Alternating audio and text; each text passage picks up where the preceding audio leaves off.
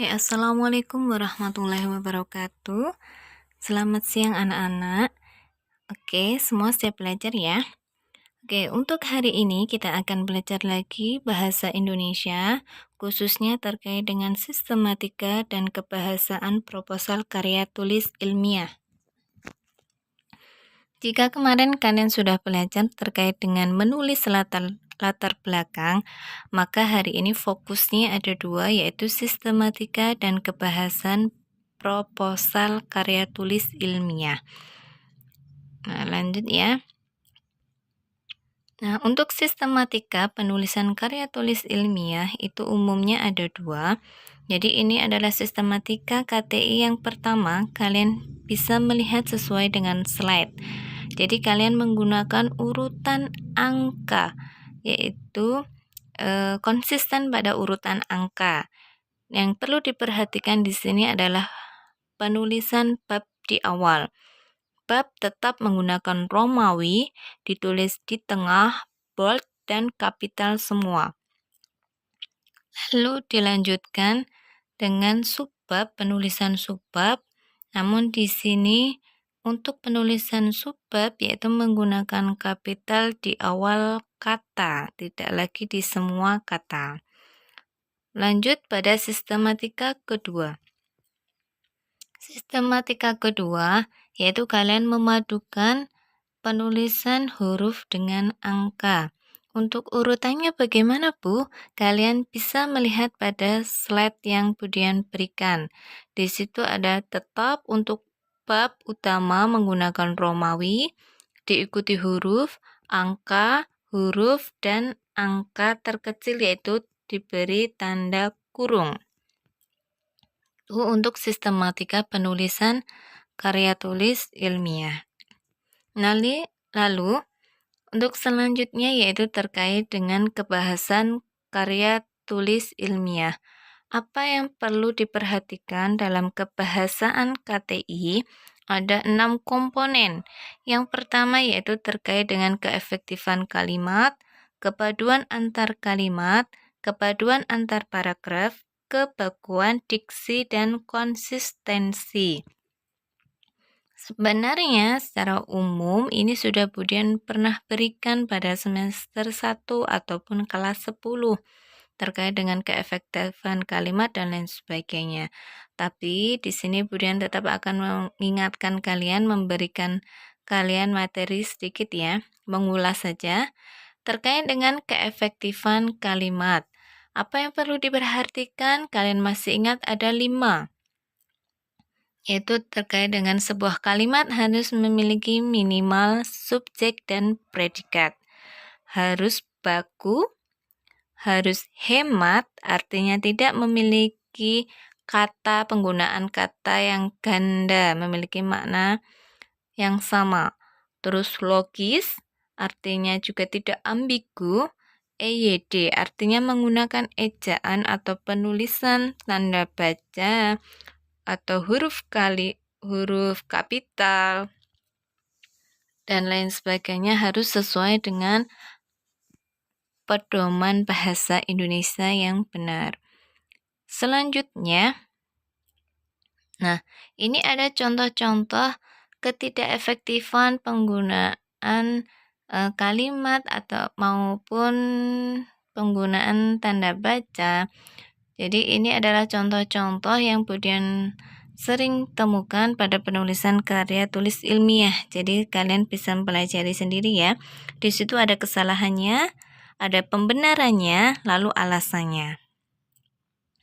Selanjutnya, selain keefektifan kalimat, dalam karya tulis ilmiah juga harus memerhatikan yang namanya kohesi dan koherensi paragraf. Tapi mohon maaf, di sini slide-nya Budian tidak muncul ya untuk bagian dari kohesi dan koherensi. Tidak apa, nanti Budian jelaskan bahwa kohesi itu adalah kesinambungan paragraf yang dibuktikan atau bisa dilihat dari penggunaan konjungsi atau kata penghubung dan kata ganti. Sedangkan untuk koherensi itu adalah kesinambungan paragraf. Jadi kesinambungan paragraf satu dengan paragraf yang lain yang ditandai dengan kesatuan tema atau kesatuan topik pembahasan.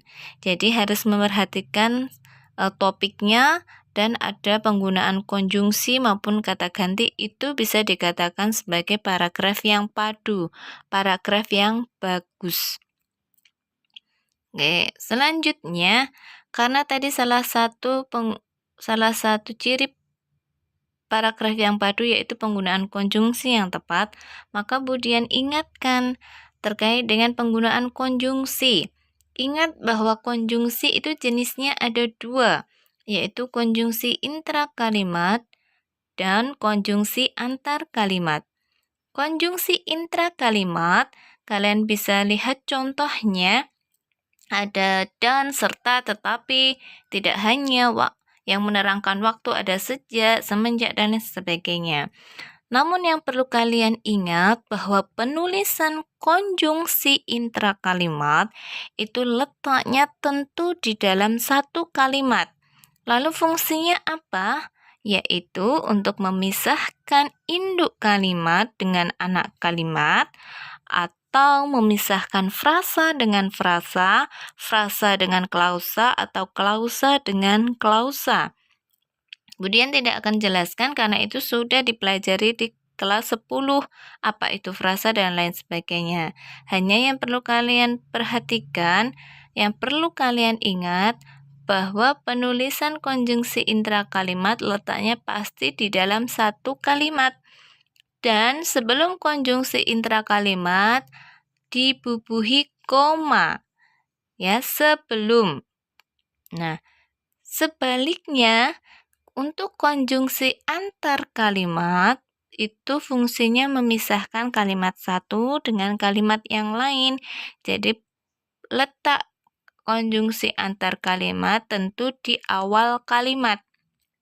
Nah, setelah konjungsi antar kalimat itu harus diikuti tanda koma.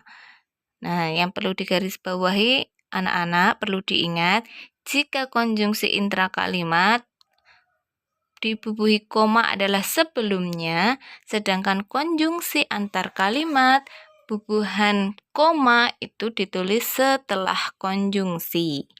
Oke, paham ya? Oke, kita lanjut. Ini adalah contoh ketidaksinambungan paragraf seandainya ada sebuah judul penelitian seperti yang ada di slide. Terus ada latar belakang. Kebetulan ini Budian mengutipnya latar belakang ya. Nah, yang dicetak merah itu adalah tanda ketidaksinambungan. Mengapa di situ tidak nyambung atau tidak memenuhi paragraf yang padu? Itu karena tidak adanya kesatuan topik. Jadi tidak nyambung dengan kalimat sebelum dan sesudahnya. Padahal awal kita membahas terkait dengan keterampilan membaca, tapi di situ menjurus pada satu tokoh, maka itu tidak nyambung. Sedangkan paragraf kedua itu tidak padu paragrafnya karena tidak ada kaitannya dengan kegiatan literasi yang ada di Jakarta, karena kita akan melakukan penelitian membaca kepada siswa SMA PAIS. Nah, itu berarti paragraf ini tidak koheren dan tidak kohesi. Oke, paham ya? Nah, lanjut. Nah, kebahasaan yang lainnya yang perlu diperhatikan dalam penulisan karya tulis ilmiah yaitu terkait dengan penulisan kutipan. Sebelumnya mungkin ada yang bertanya bahwa, Bu, apa itu kutipan? Nah, kutipan itu adalah pernyataan yang ditulis oleh pakar atau ahli untuk mendukung argumen dari peneliti atau penulis. Nah, contohnya yang bercetak kuning ini adalah contoh kutipan. Jadi ini adalah pernyataan kalimat yang ditulis oleh pakar yang saya ambil untuk mendukung argumen saya terkait dengan penelitian saya. Itu ya. Nah, lalu apa yang perlu diperhatikan, Bu? Yaitu yang perlu diperhatikan adalah cara penulisan kutipan. Bagaimana caranya? Kalian bisa buka slide selanjutnya, yaitu, nah ini. Ini adalah cara penulisan kutipan. Ada 3 yang perlu kalian perhatikan adalah yang bercetak merah. Ternyata menulis kutipan itu nama, tahun buku yang terbit, dan halaman itu bisa letaknya di awal atau di akhir. Nah, jika di awal itu contohnya seperti 2 pernyataan yang di atas, dan yang jika ditulis nama di akhir maka ada di ketiga, panah ketiga. Itu adalah contoh penulisan kutipan dalam karya tulis ilmiah. Itu ya, paham ya? Nah, yang Sobandi itu adalah nama, buka kurung itu adalah tahun buku yang kita kutip. Terus 101 itu adalah halaman. Oke, terus tutup kurung pernyataan bahwa itu baru kutipannya atau kalimat yang akan kita ambil untuk mendukung penelitian kita. Oke, lanjut. Nah, kalau kita tadi sudah belajar terkait dengan menulis kutipan, argumen para ahli, maka itu harus sinkron atau identitas buku yang kita kutip itu harus ditulis pada daftar rujukan. Jadi antara kutipan dengan rujukan itu akan sinkron. Jika ada daftar buku di daftar rujukan, maka tentu harus ada kutipannya. Nah, kutipannya di mana? Terserah nanti kalian letakkan di bab 1, bab 2, atau bab 3, bab 4, bab 5, terserah. Nah, ini penulisan daftar rujukan dan daftar pustaka. Urutannya atau penulisannya bagaimana? Seperti yang ada di kotak hitam itu adalah penulisan dari daftar rujukan. Dan 5 poin ini yang perlu kalian perhatikan terkait dengan penulisan daftar rujukan. Ingat, judul buku harus ditulis miring. Nah, khusus untuk kota terbit dan nama penerbit dipisahkan dengan titik 2. Nah, contohnya lebih detail seperti ini. Ini ya, ini contoh saja, misalkan nama Budian Indriasari harus dibalik ya, Sari Dian Indria, terus tahun, judul buku, kota, dan penerbit. Nah, itu yang terakhir mengapa Bu itu titik-titik itu tandanya berarti nama penulisnya, nama buku yang menulis buku itu sama. Maka tidak perlu ditulis lagi. Boleh menggunakan tanda strip. Seperti itu. Nah, apakah daftar pustaka itu harus dari buku saja? Tidak. Nah, boleh dari artikel, boleh dari koran. Lalu bagaimana penulisannya? Contohnya ada di slide. Kalian perhatikan benar terkait yang dicetak merah dan yang bergaris yang ditulis miring. Jika dari artikel atau jurnal atau koran, maka diperhatikan harus ada kapan mengakses atau mengunduh kutipan yang kalian ambil. Nah, gitu ya. Nanti diperhatikan dengan baik. Lanjut.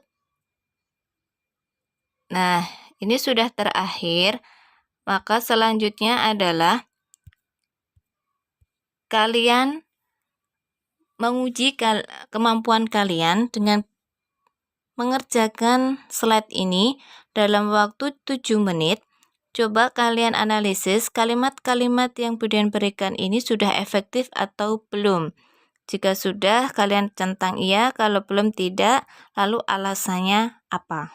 Itu ya, dalam waktu 7 menit. Jika kalian bisa menjawab ini semuanya, maka berarti kalian berhasil dalam kompetensi kebahasaan dan sistematika dari karya tulis ilmiah ini.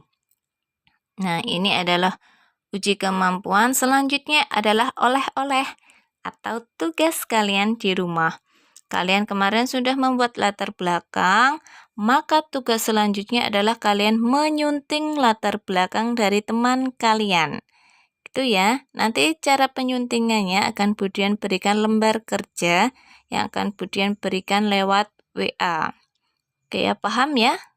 Oke, kalau sudah, Budian akhiri. Semoga materi kali ini bermanfaat dan kalian tetap semangat belajar dan menjaga kesehatan. Budian akhiri. Assalamualaikum warahmatullahi wabarakatuh.